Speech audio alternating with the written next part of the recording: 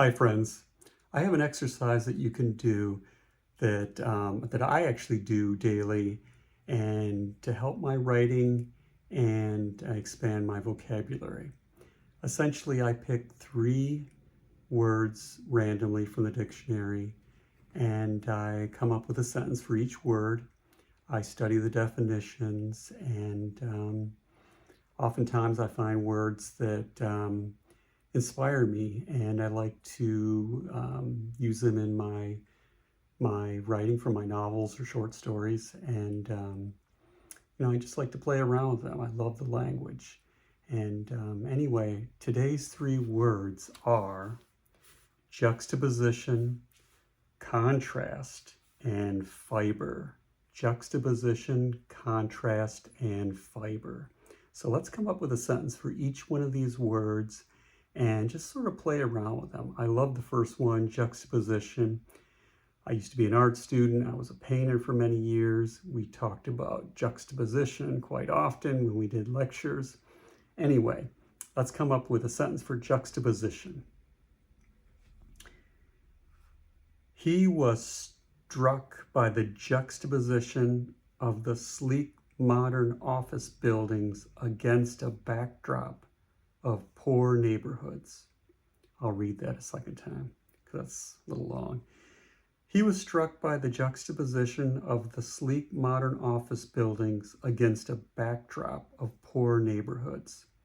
So there's quite a, it's like comparing these sleek modern buildings in opposition to the surrounding poor neighborhoods.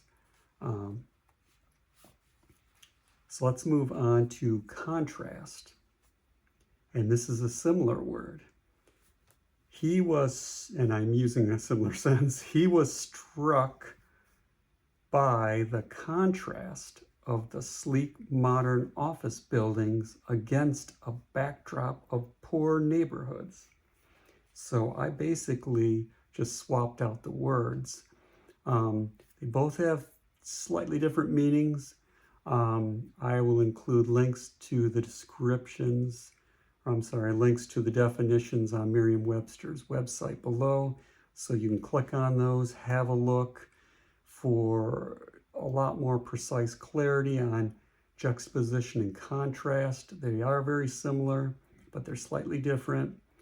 Have a look at both of those. Create a sentence for each one. Have fun with it. Let's go to the last sentence, or the last word rather. Fiber. She loved him with every fiber of her being. We probably heard something like this before, but we think of fiber usually to do with fabric or whatever. So, and I'm sure you already know what fiber means. Anyway, play around with fiber. You can use it in different ways. Look up the definition for a more precise understanding of it. Create your 3 sentences. If they are unfamiliar with you, I would suggest carry them around with you during the day and play around them in your mind with how would you incorporate them in sentences.